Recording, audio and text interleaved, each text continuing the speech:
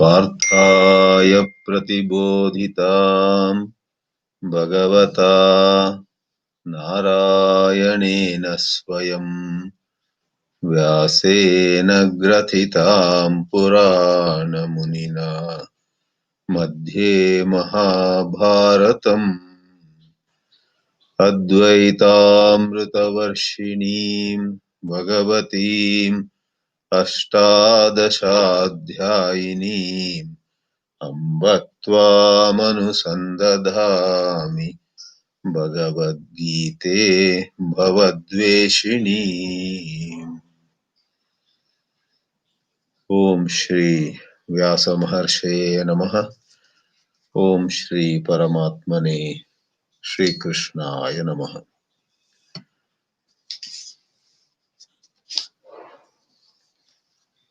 Looking at Adi Shankaracharya's commentary on verse number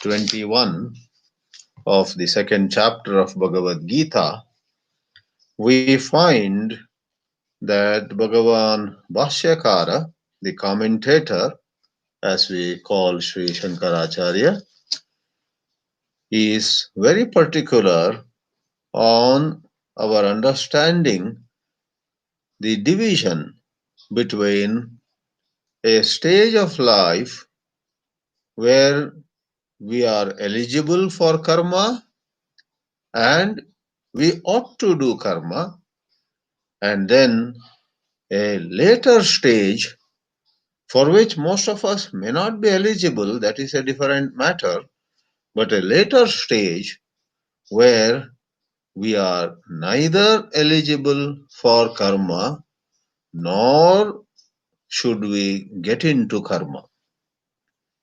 He emphatically says that through the entire Gita, Lord Krishna is defining these two phases.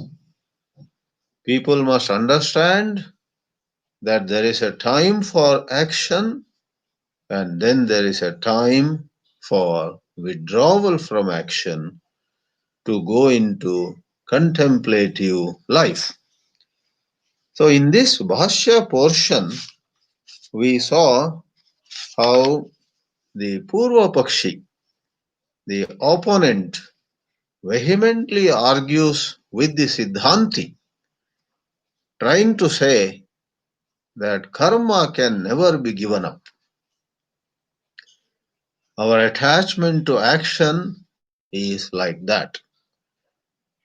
It may be said that human life, by and large, is marked by attachment, attachment, and attachment. People are politically attached. People are religiously attached. People are attached to their language, their food, their lifestyle, their kith and kin, their house, their money. There's a long list of attachments that typically human life has. Along with them, there is this strong attachment to either action in the world or action in the religious, ritualistic context. Literally, Adi Shankara is coming down heavily on that unending attachment to Vaidika karma, ritualistic action, because he had to meet those Vedic scholars who were every day giving highest priority to Vaidika karma. So we saw in the portion which ended with certain quotations, not only Bhagavad Gita itself, where in the third chapter Sri Krishna is going to say, Lokesmin vividhanishta pura prokta mayanagha Jnana yogena sankhyanam karma yogena cha yoginam, and so on. Two phases of spiritual life, but also in Mahabharata Shanti Parva, dvavimavata panthano. And then Taittiriya Aranyaka, Kriyapataschaiva Purastat. Purastat means first, Kriyapataha, Paschat later, Sannyasascha. He said over there. And in this way, the Lord is going to say, in the next chapter, he has a pair of verses to which also we made a reference in the last class. In the verses 27 and 28 of the third chapter, Sri Krishna says, Ahankara Vimudatma, those who are possessed of egoism think of themselves as the doer, whereas those who are wiser, Sarva Karmani Manasa Sanyasyaste. In fact, 28 of 3 says, Aham na karomi iti tattvavit bhavayati. Then chapter 5 says, the wise one renounces all action and even agentship and stays blissfully in the body which has 9 gates. Navadvare pure dehi naiva kurvan nakarayan, and so on. This much we saw. Now there is also an objection. Let us call it for this class objection 1. We are going to see 3 objections from Purvapakshi in this class and the answers by the Siddhanti. Tatra kechit panditam manyaha vadanti. Not panditaha but panditam manyaha. Who are these panditam manyaha? Those who think of themselves as being very wise. They are not truly wise. Kechit panditam manyaha vadanti. What is their objection? Their objection is very simple. This kind of knowledge that we are not the doers doesn't take place anywhere. Forget it. It is just wild imagination. So in Sanskrit we have it written here, Janmadi Shadbhava Vikara or Vikriya Rahitaha Avikriyaha Atma Ekaha Ham Atma iti na kasyachit jnanam utpadyate. Nobody ever gets this understanding at all. Yasmin sati sarva karma sanyasaha upadishyate iti. This is the objection. If such understanding were to dawn on anybody, then yes, in the light of that understanding, in the light of that kind of diagonally opposite kind of self-perception, in their self-perception, when they ask themselves, who am I? If they don't look at themselves as a doer at all, then yes, they should no more do. If your son really doesn't want to marry, don't force him. But he wants to marry, but coming under some ideology, coming under some influence, says, I don't think I want to marry. You understand him. Then you say, my son, it is good for you to marry, and so on. Whether it's marriage or job or moving to another place or buying a house, in 100 things, if someone actually identifies, fancies, is drawn to a certain proposal, but outwardly, because he read a great book just yesterday, he says, I don't think I need any house. I would rather live under some trees. Hold on. So, the Purvapakshi has a wonderful argument. If someone were to get this intuitive self-perception, I am not a doer, hey, look at this, then yes, but na kasyachid jnanam utpadyate. Then Siddhanti answers, tat na. Please don't say that.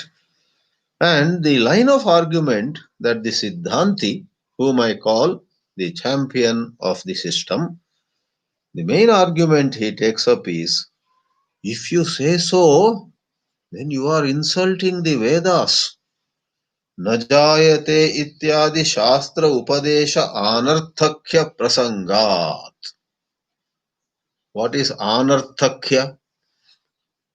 Nothing to scare anybody. It's a simple word. Artha means meaningful.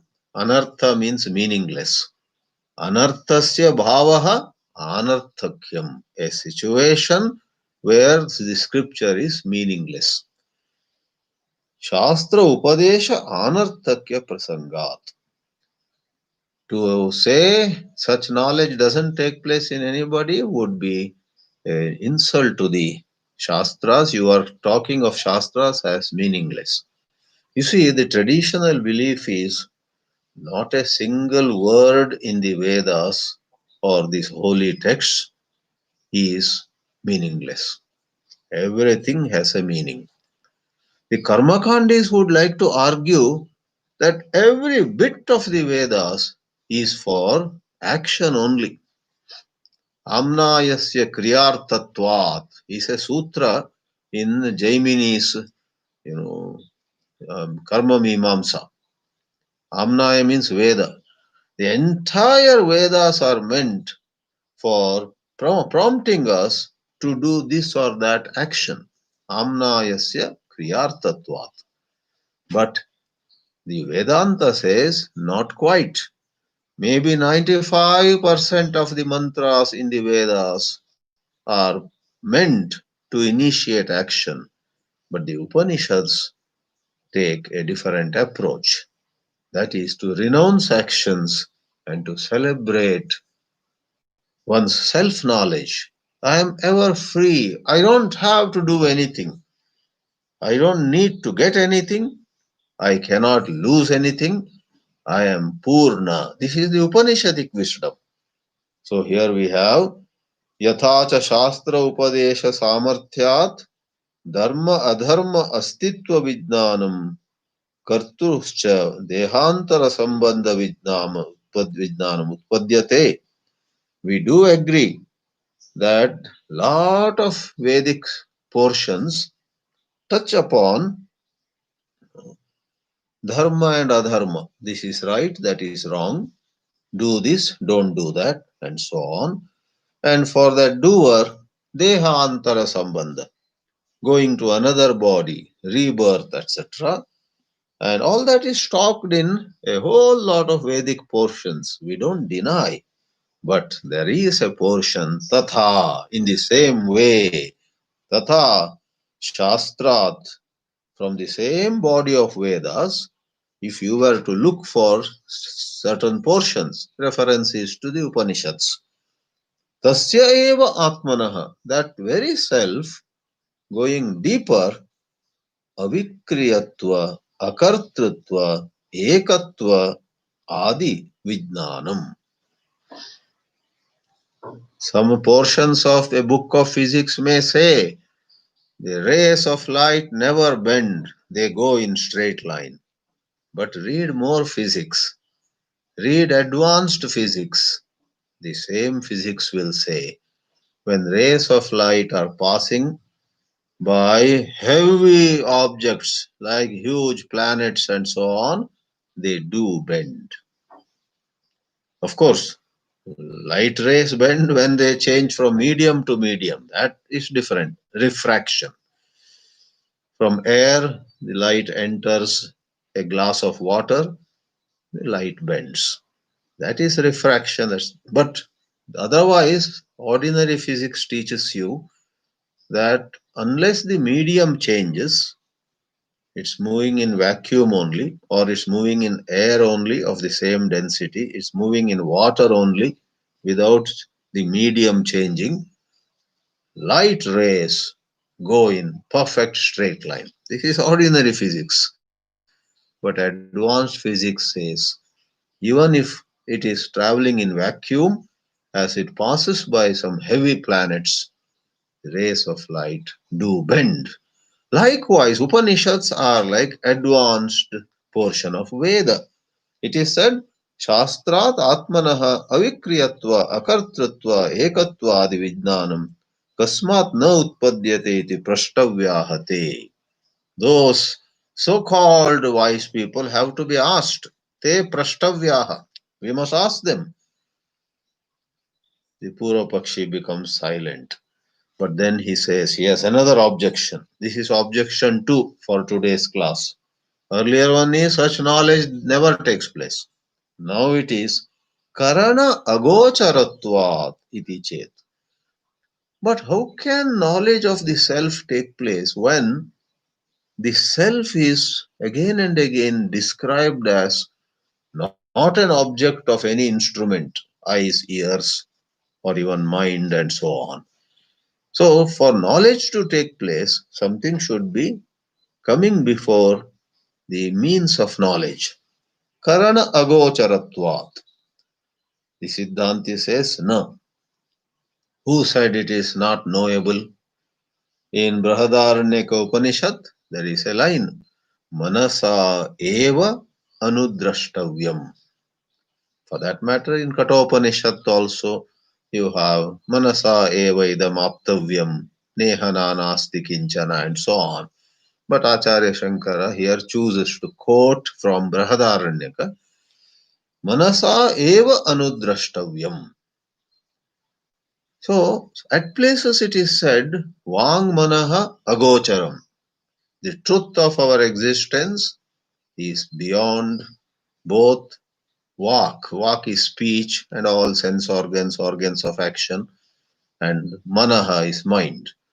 Beyond sense organs, beyond organs of action in terms of description, and beyond even the mind and intellect, it is said, Vang manasa agocharam. But in the Brahadaranyaka, isn't it said, Manasa eva, emphasizing, Manasa eva anudrashtavyam. The Purvapakshi is puzzled. But how can it be said? How can the mind know? When the mind is purified, the mind merges with the self. The mind knows it in an unbelievable manner. Shankara says, Shastra Acharya Upadesha, first of all, by the instruction of the scriptures and of competent teachers, and then Shamadamadi Samskritam Manaha. Samskritam here means purified. When our mind is refined, purified, made very subtle, very mature, such a Samskritam Manaha, Asamskritam would mean unrefined. But here, Samskritam Manaha Atmadarshane Karanam. तथा च तदधिगमाय अनुमाने आगमे च सति ज्ञानं न उत्पद्यते इति साहसमात्रम् एतत्. Sahasa here is, elsewhere sahasa is adventure, here it is presumptuous. You are making presumptions that the mind can never know. The mind does know. That is where we had quoted from Sri Ramana Maharshi, that the mind itself is transformed into that to which the eye refers. The mind is a nebulous thing. Mind is not something rigid, something frozen. Our mind is such a wonderful thing that it can get very gross at times, but it can get subtle, even subtler, and then it takes a certain transformation. The mind gets transformed into that to which the eye refers, and that is in fact the self. This quote, I do not know from which text of Maharshi Ramana it is, but it is found on their homepage, sriramana-maharshi.org. So it must be from one of his many works. And it's a very, very significant statement. Let me read it one last time.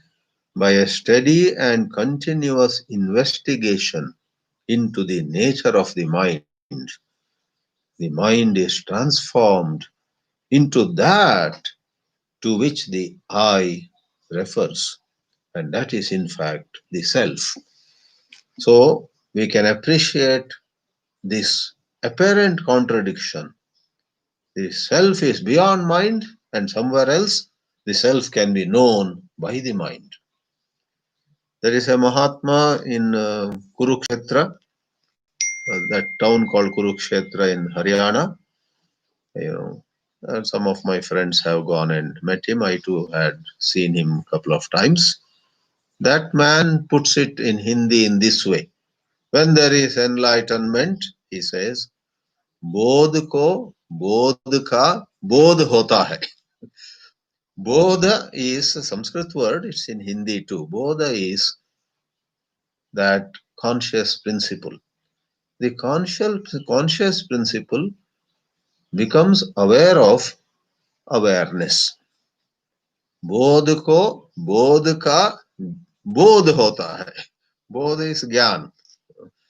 The self is of the nature of Gyan, knowledge. It gains the knowledge and of that which is of the nature of knowledge. Very interesting. Therefore, agame anumanecha. Agame is Shruti. Anumana is such logic, such inferences which play the second fiddle to Shruti. Anumana swatantrena, that is by itself cannot give self-knowledge. Having said, the Siddhanti now proceeds. He says, Jnanam cha utpadyamanam, when this extraordinary insight dawns upon any one of us, Jnanam utpadyamanam, as it arises, tad viparitam ajnanam avashyam badhate. It definitely, avashya means beyond any doubt, badhate, removes, dismisses ignorance. Idi abhyupagantavyam. In this way you must understand. Tacha ajnanam darshitam. What is the nature of ignorance? We have been told. Darshita means it was shown in this very chapter earlier. Hanta aham hataha asmi. I am uh, a killer and I may get killed. I am the subject of action. I may become the object of action. Hanta is karta and hataha is karma.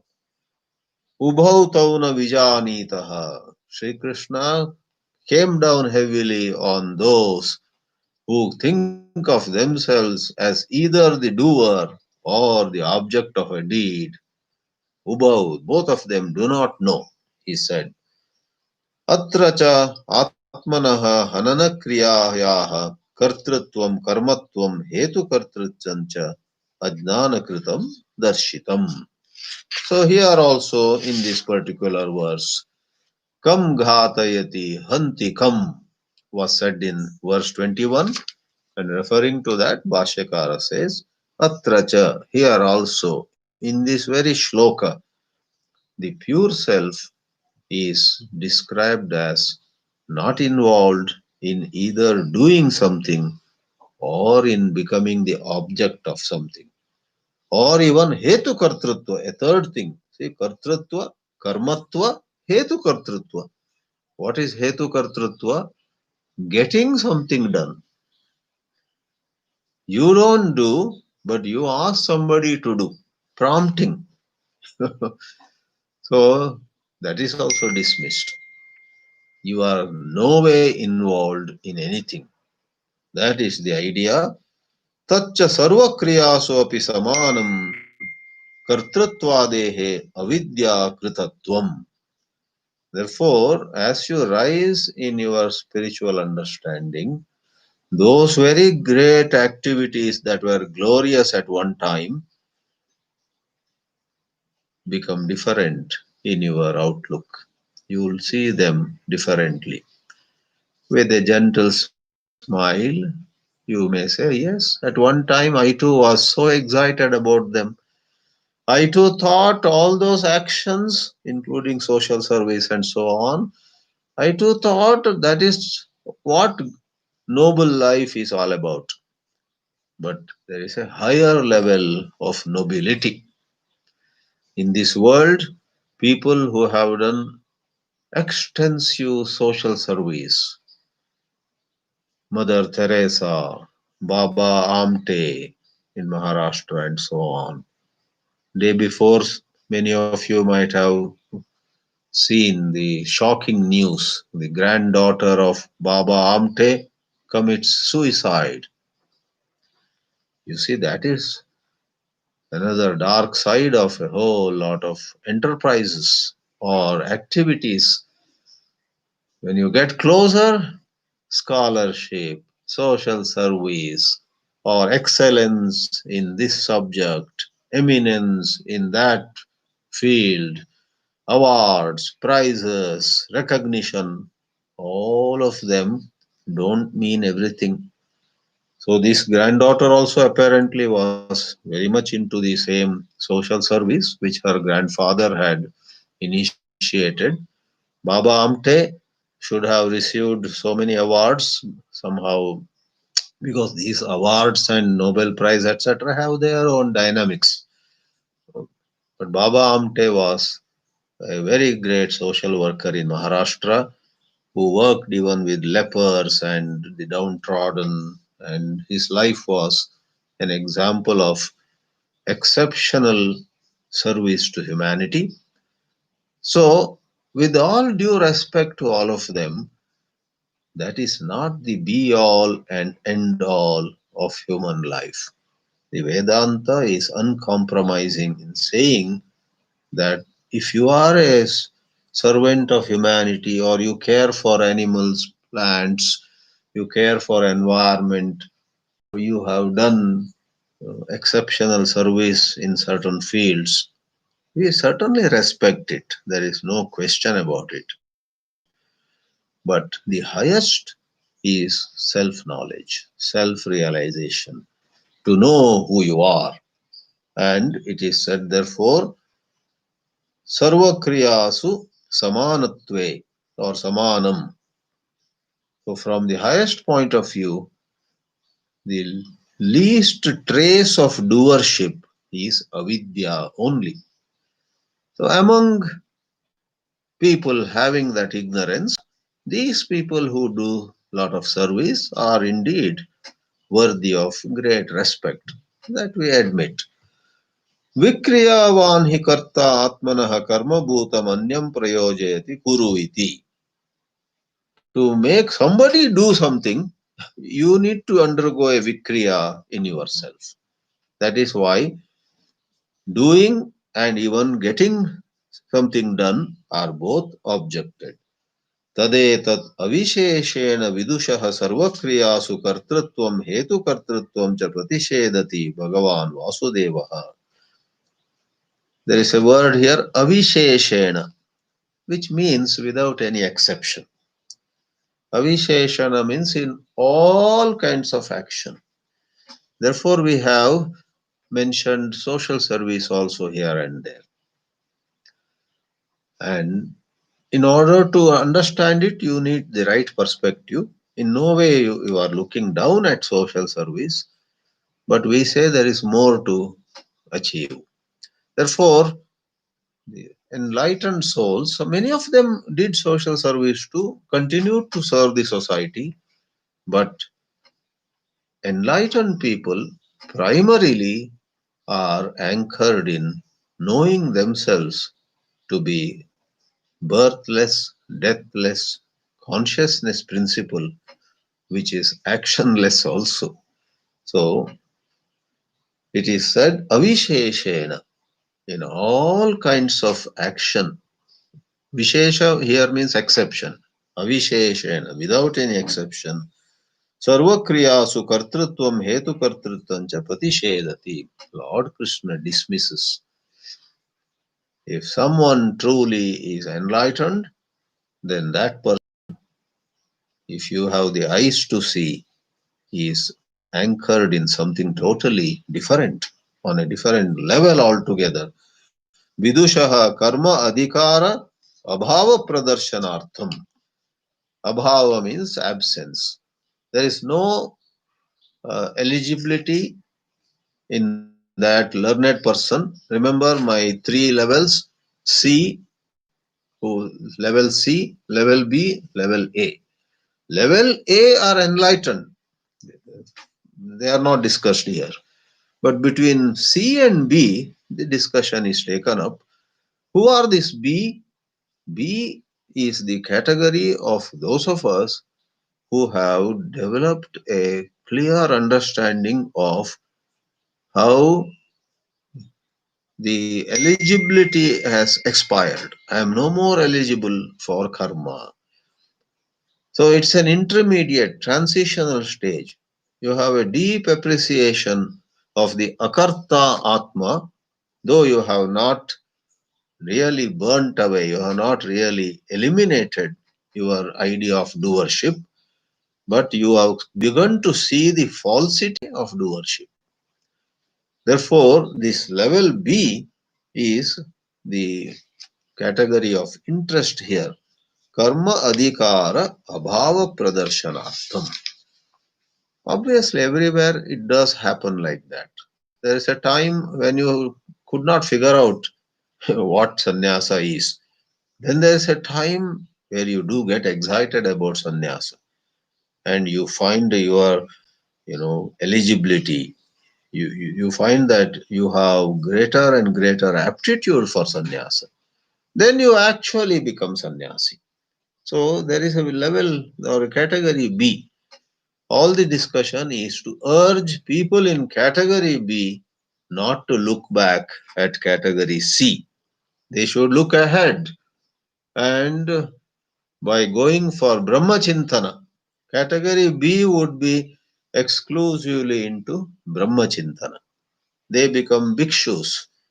They do not earn or spend, they do not bother about the worldly ways of living. They are constantly contemplating on Brahman, and somewhere their last traces of ego vanish. That is the whole picture.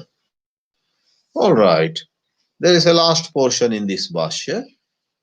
First of all, the Purapakshi, apparently humbled, says, Kva punaha vidushaha adhikaraha. If a person in category B has, if a person has gained a high knowledge, a very wonderful appreciation, deep appreciation of this Nirvikara Atma, and you say that person should no more do karma, what else should he do?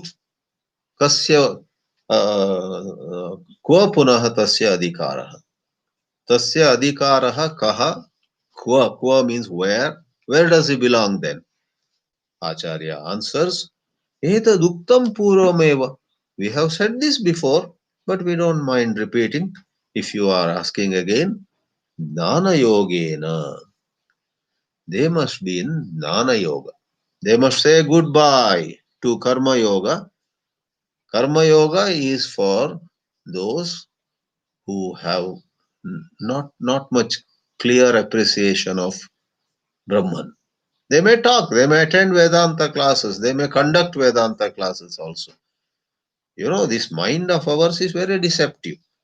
You know, I don't mind saying that a large number of people among those who attend classes and those who even conduct classes on all Vedanta works, you know, without putting anybody down, I'm just saying the truth of the matter, could be doing it for they feel good about that kind of activity.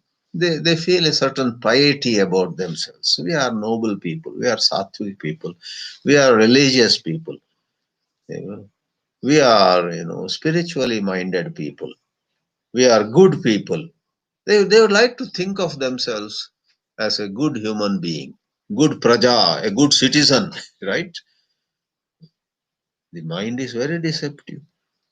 Some people go into all the spirituality because as they get a bit older, they get memories of how their father used to be, how their mother or grandfather, grandmother doing puja every morning. They suddenly become emotional. In fact, their attachment to the world wears off a little, so they also. So, what is happening is a certain identification with their purvajas.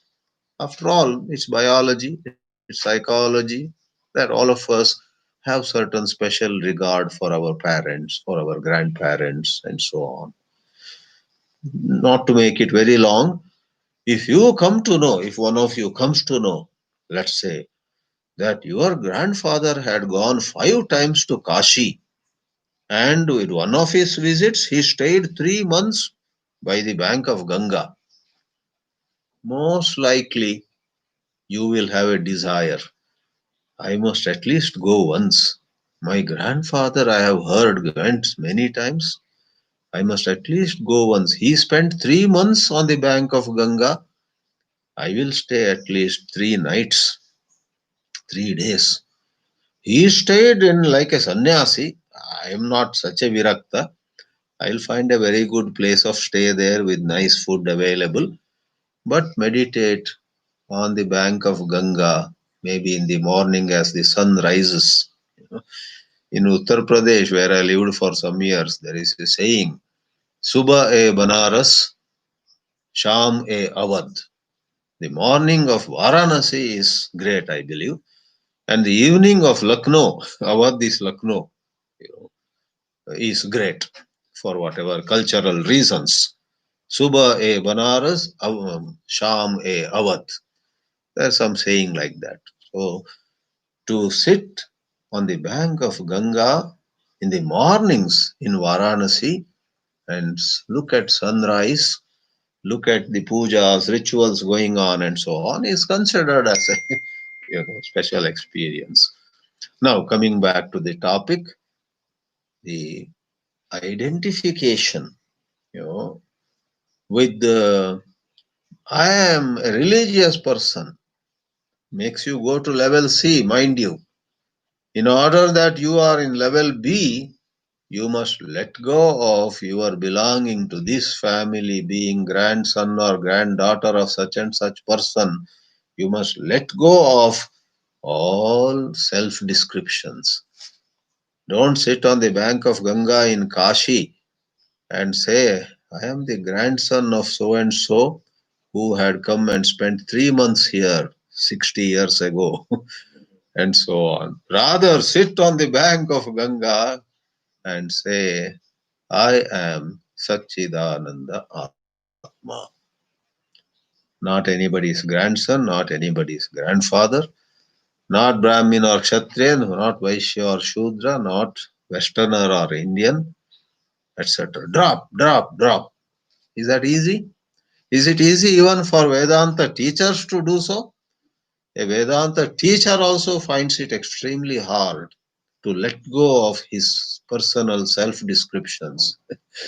For humor as well as for more clarification, I may say a Vedanta teacher who has lot of students, may sit on the bank of Ganga and even he finds it hard to avoid thoughts like, right now I have 200 students. Very soon it may become 500. And my online classes are going on well.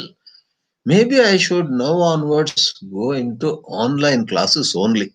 Like that, the mind operates. See how the mind is deceptive. And you get a sense of, I think finally I have become a pious man. Spirituality doesn't stop with being a pious man. You are pious, keep it up. But rise above both dharma and adharma. That would be level B.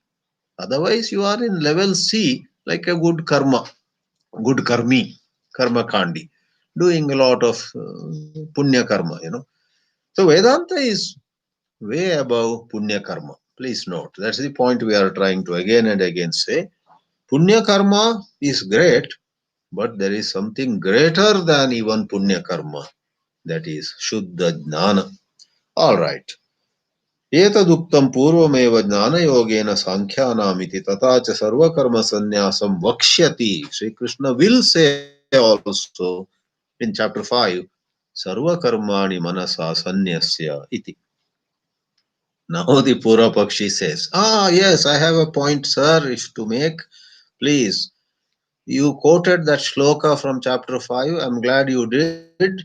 Sarva karmani manasa sanyasya. That means mentally you give up, but physically please continue. Look at this argument. Manasa iti vachanat vachikanam kayikanam cha sanyasah na. Manasa iti vachanat na vachikanam kayikanam cha sanyasah. So that shloka doesn't say outwardly you give up. It only says in your mind you drop the idea of doing, but please continue all your karma as before by speech and by action. Shankara says, wow, you are getting very clever over there. Shankara playing the role of the Siddhanti. Both are played by him only. He plays the opponent, he plays the champion. Na sarva karmani iti visheshitatvat. If it were only vachika, that is on the level of speech, and kayika on the level of body, that have to be continued and mind can be dropped, or mind has to be continued and vachika and kayika have to be dropped, let's say partial, then the expression sarva karmani would not have come. Sarva karmani iti visheshitatvat.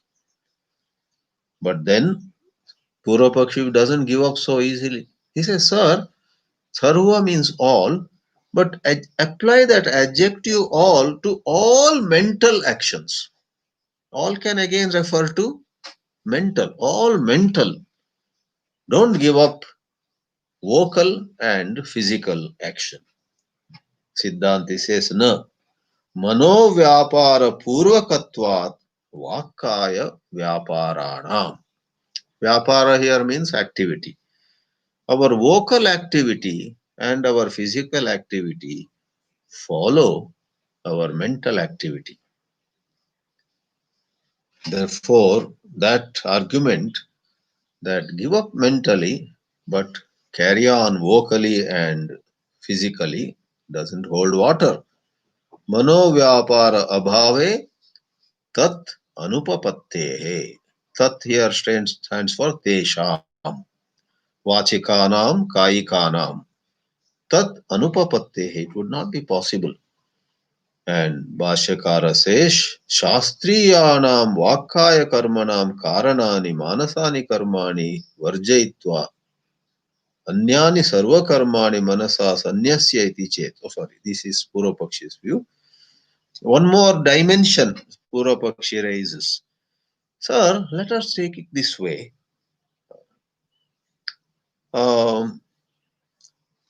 Give up Ashastriya Karma. Maybe all refers to give up all worldly activities, do only activities that are prescribed by scriptures.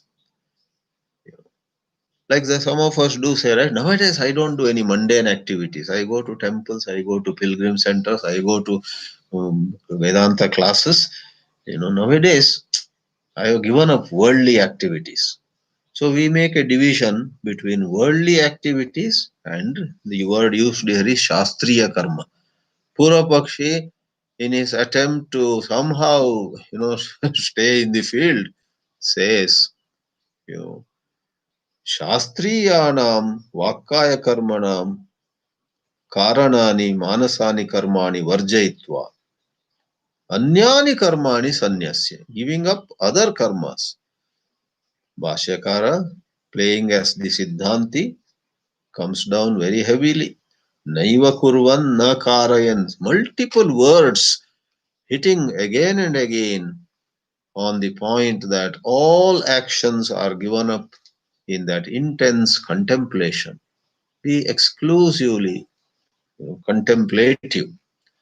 It is such a wonderful truth. I must say that these portions are not to be brushed aside as too academic or too old discussion, may not have much relevance to our times. No, actually, these have tremendous relevance to our own times. Our own times, all of us have, this should not be used to judge some X or Y. These are to be used to understand our own operation.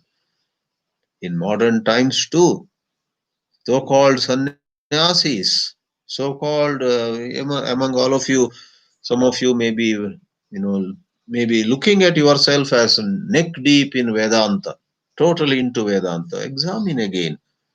Do you get drawn to some respectable activities in the society? There was somebody in Bombay, who was conducting Vedanta classes, but who had a fancy for various social platforms. Various organizations would invite him, and after some time he realized that according to this Bhashya, that's what was happening to him.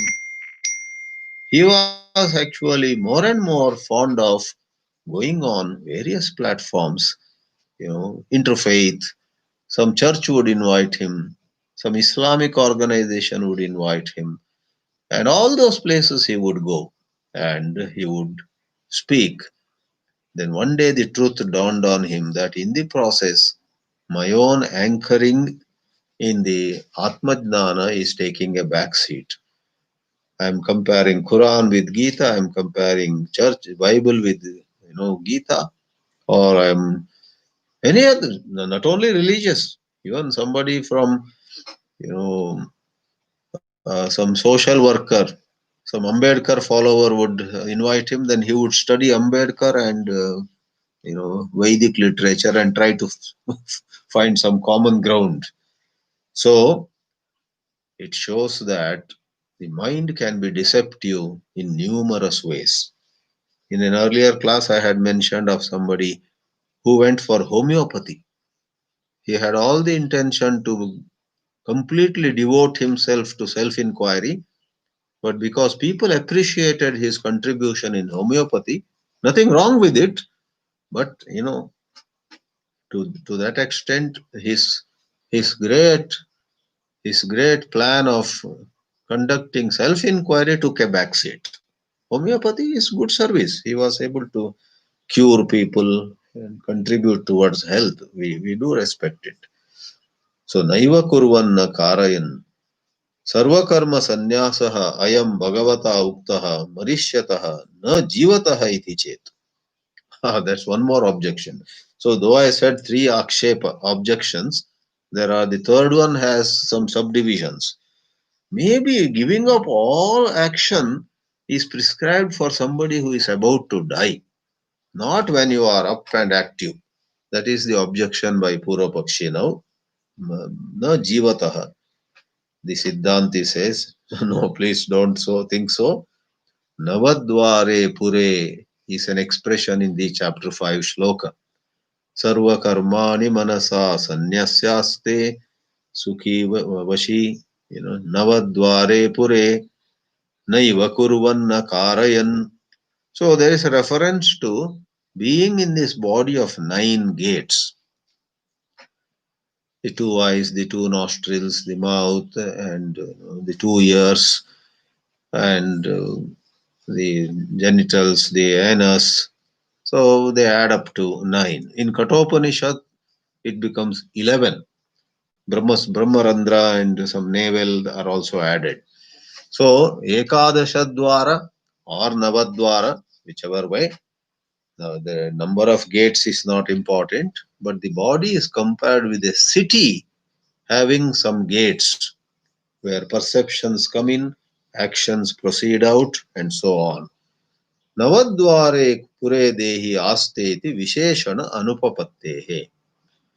If it were meant for somebody about to die, then this qualifier, being in the body with 9 gates, would have been inappropriate. It's a double negative. If it were so, this would not be so. That means the advice is for someone even when one is fully alive, even young age and whatnot. Nahi sarva karma sannyasena mritasya tad dehe asanam sambhavati. So, aste, he is in the body, is said, right? So, if he is about to die, his being in the body is going to end. Therefore, that is also dismissed. Akurvataha akarayatascha dehe Sanyasya iti sambandha na dehe aste iti chet. So, one more objection is made. It's not, let me see how to put it in English.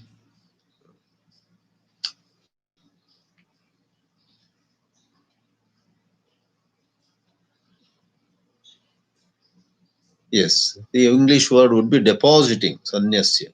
The words are to be construed, the way the words are to be construed is not seated in the body, but depositing in the body the sense of acting and causing to act. Very cleverly, Purvapakshi says. I would say it's about a man dying only, Purvapakshi says. But then that dehe aste can be interpreted as depositing all his ideas of uh, doing and getting something done, etc., in the body.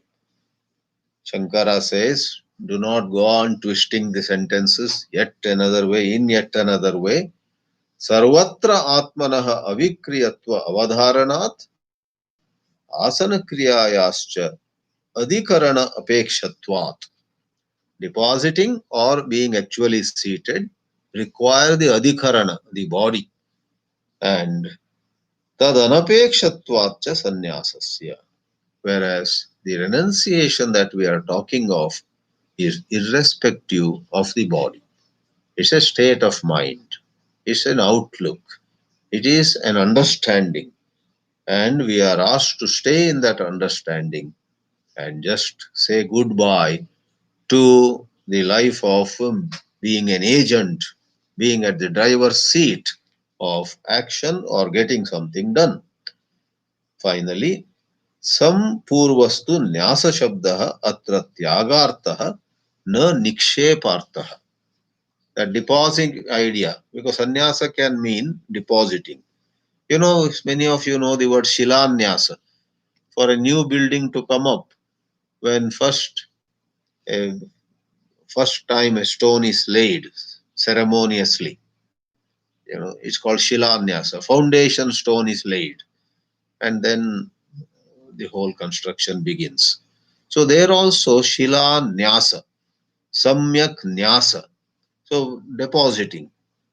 Acharya Shankara says, with the upasarga sam plus nyasa, it is no more about a superficial, you know, idea, but it is complete renunciation. Tyaga. Atra tyaga arthaha. Concluding sentence. तस्माद् गीता शास्त्रे आत्मज्ञानवतः संन्यासे एव अधिकारः. Level B. Earlier you didn't have clear idea of Atma. Now you have I prefer the word appreciation.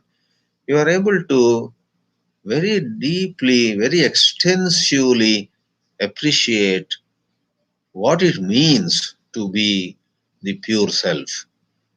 So if it is a very deep appreciation, then you are in level B. If you have realized, level A. That is not in context here. Moment you graduate to level B with a lot of clarity about self-knowledge, for heaven's sake, give up your activities, including so-called punya karma. You have done enough. Now, as the idiom goes, it's time to cook the goose. I don't know how that came. Cook the goose means finish the job. Get enlightened. Burn away the last residues of your ignorance, so to say. Tasmat Gita Shastre Atmajnanavataha. To a man who has Atmajnana, level B, Sannyase eva adhikaraha na karmani iti tatra tatra uparishtat Atmajnana prakarane darshayishyamaha. Tatra tatra. In future too, in the remaining part of Bhagavad Gita, the Bhashyakara says, in my commentary, Darshayishyamaha, I will show you at various places. Tatra tatra. This point will come again and again, will again show you. Therefore, broadly speaking, in this portion, for which we took perhaps 3 classes, the Bhashya establishes a very, very significant truth of this sadhana. There is a state of mind where we are identified with being doers, maybe good work, doesn't matter. Then there is a state of mind, thanks to agama, thanks to satsanga and so on, where we are primarily driven by the intuition that we are not even the body, not even the jivatma, not even the one that has life after life and so on. All that is relative truth. We don't totally dismiss it. It's relatively true. But the higher truth is we don't have future life, we don't have past life, we are not this entity that is born, that dies and so on. So that is Atmajnana. And that stage, when it comes,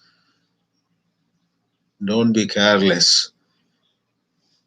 Rather, having gained that much of insight, make adjustments so that you are more and more in that contemplation. Very much like in Bhakti Yoga also, if you are an advanced Bhakta, then it's such a great blessing that your heart is filled with such love of God. Then go for love of God and love of God only. Like Prahlada would say to Lord Vishnu in the Bhagavatam, Lord, I beg of you only more and more love. Just as worldly people have endless love for sense objects. They have seen 2000 movies, but now they want to see yet another movie. They have gone to thousands of restaurants, yet another eating place.